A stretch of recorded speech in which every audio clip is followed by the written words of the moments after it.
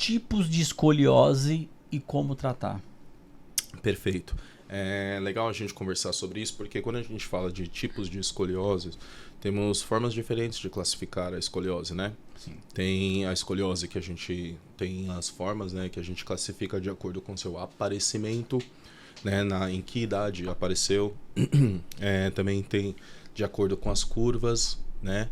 E também a angulação, né, dessas curvas também. Temos diversas classificações ali. O que a gente mais usa é uma classificação ali chamada Lenk, para nos nortear mais ou menos no nosso tratamento, tá? Então, claro, tem algumas, dependendo do ângulo ali, se for uma escoliose que chamamos de estruturada, sabe? Você já pende para um quadro um pouquinho mais, sabe, como é que eu posso falar? Um pouquinho mais, que aparece um pouquinho mais, sabe? Que você consegue perceber um pouquinho mais. Se não for estruturada, daí, sabe, já não entra nesse tratamento nesse tratamento cirúrgico, ou nem possivelmente invasivo. Vamos lá. Como tratar escoliose? Aí isso já divide em dois caminhos aqui. Por um lado, a gente tem o tratamento conservador e o outro lado é o tratamento cirúrgico. É importante a gente entender o seguinte: a escoliose, a sua grande maioria, ela é uma doença assim, que não gera dor. Muito diferente do que a maior parte das pessoas pensam. Nossa, mas o paciente tem escoliose, né? Operou porque tinha dor. Normalmente não, é desejo do paciente mesmo, né? Então isso é a primeira coisa que você precisa ver. Tanto que quando normalmente os pais traziam os pacientes com escoliose pra gente, a gente estava na praia, a gente reparou que o ombrinho dele tá diferente do outro, a gente viu que uma clavícula aparece mais que o outro, a costela tá esquisita, sabe?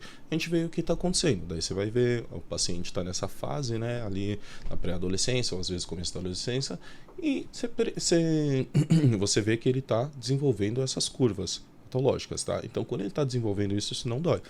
E daí como tratar? Então, obviamente, vamos começar pelo tratamento conservador, que é sempre o preconizado, né? Antigamente era muito importante, o pessoal batia muito na tecla dos coletes ali, sabe? Milwaukee ali, que você tinha que, né, parar o paciente, né, de ponta a ponta da coluna para deixar aquilo lá, para que de acordo com o crescimento dele, né, imagina você amarrar um bambu ali, sabe? De acordo com o crescimento dele, com o colete você tentar ter um crescimento mais ou menos alinhado, né? Esse era um tipo de tratamento conservador muito preconizado no passado. Como eu falo, hoje em dia a gente preza muito, muito, muito a atividade física, o trabalho muscular. Então, a primeira coisa, assim, se você tem diversas bandas puxando, fazendo tensão em diferentes regiões da coluna, grupos musculares favorecendo uma rotação para um lado, para o outro, ou um desvio coronal também, a primeira coisa que você precisa pensar é no alongamento e no equilíbrio muscular. Sempre buscando a simetria. Afinal, esse é o problema, a assimetria do paciente. Então, o equilíbrio muscular entre direita e esquerda é muito importante. Daí você já começa a preconizar os tratamentos que trabalham em cima disso. Estamos falando do quê? Fisioterapia, RPG, algumas modalidades também de quiropraxia, como os alongamentos ali, né? Isso é muito interessante, né? A gente pensar nesse lado. Sempre, sempre, sempre terminando numa atividade física para manter os resultados que você ganhou nesse período também. Então depois ele vai precisar manter isso com uma musculação. Esse camarada ele vai ter uma dificuldade porque assim, digamos que ele não operou, né? Ele vai ter uma diferença na vida. Quando ele sentar na cadeira não vai ser igual. Porém, você trabalhando sua musculatura, você consegue equilibrar, minimizar um pouquinho esses sintomas, sabe? Então ele consegue ter uma vida praticamente igual a qualquer outra pessoa sem problema na coluna, né?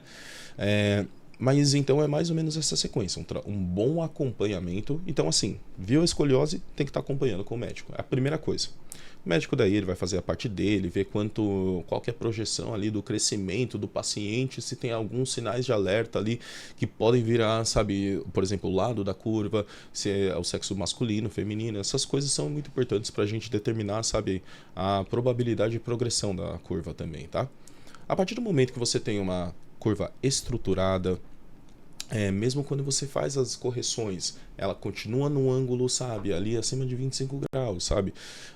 Junto com alguns outros critérios, né, que temos ali estamos falando de uma escoliose verdadeira já, sabe? Então são curvas realmente Mais escolióticas. acentuadas. Isso, exatamente. E que são mais aparentes, né? Exatamente, Esteticamente falando. exatamente. Então essas curvas que assim você consegue uma correção menor quando você tenta fazer a inclinação contralateral, essas estruturadas ali são as que entram no nosso tratamento cirúrgico. Não todas as estruturadas serão cirúrgicas, lembrando que a maior indicação é o paciente querer operar, sabe? Ele se incomoda, ele não se aceita assim dessa forma e tudo mais. Então aí já entra no tratamento cirúrgico.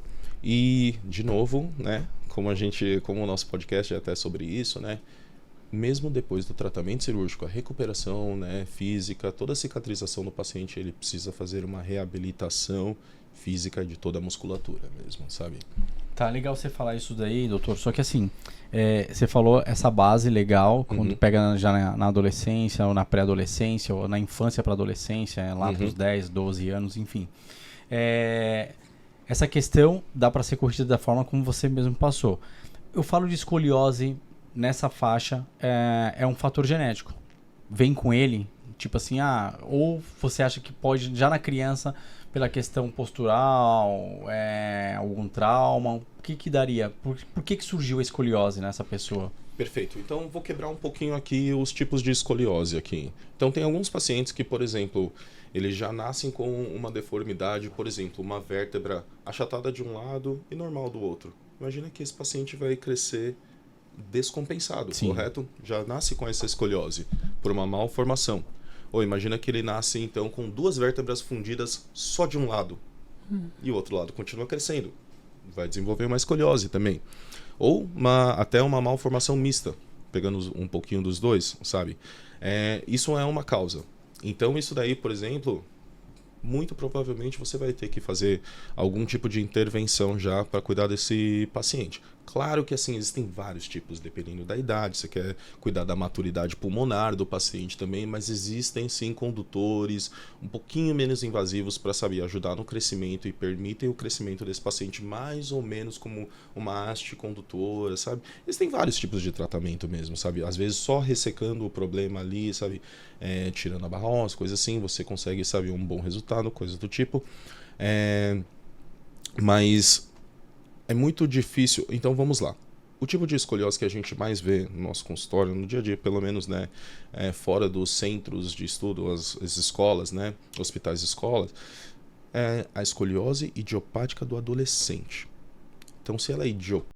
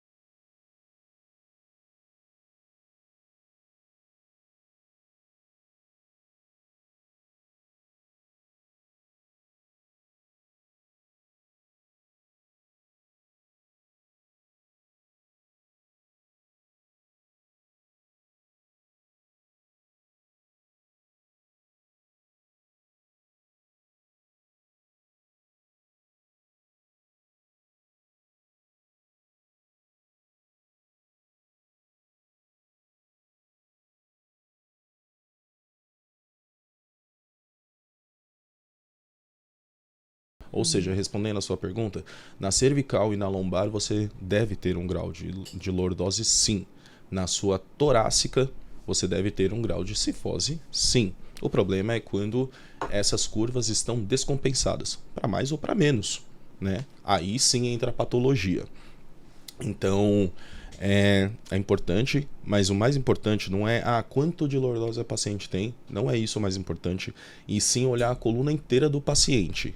Existem novos conceitos que temos, né, como o balanço sagital do paciente mesmo, sabe? Ter uma coluna equilibrada e a relação dela com os membros. Então, você precisa ver o alinhamento cabeça-tronco desse paciente e também a relação da coluna dele com os quadris, os membros inferiores. Muitas vezes esse paciente tem uma hiperlordose, só que ele compensa, sabe? Mas daí você vai vendo, vamos falar dos casos patológicos, que é o que acho que a gente está buscando aqui. Você vê que muitas vezes ele vai ter o encurtamento da musculatura isquiotibial, vocês sabem bem ali, né? Na musculatura posterior ele vai ter um encurtamento, muitas vezes uma insuficiência dessa musculatura também. Ele já vai começar a ter um tronco mais inclinado para frente para tentar compensar, né, essa hiperlordose, senão ele cairia para trás também. Então são esses os sinais que a gente vê, né? Essa insuficiência posterior, esse encurtamento, né?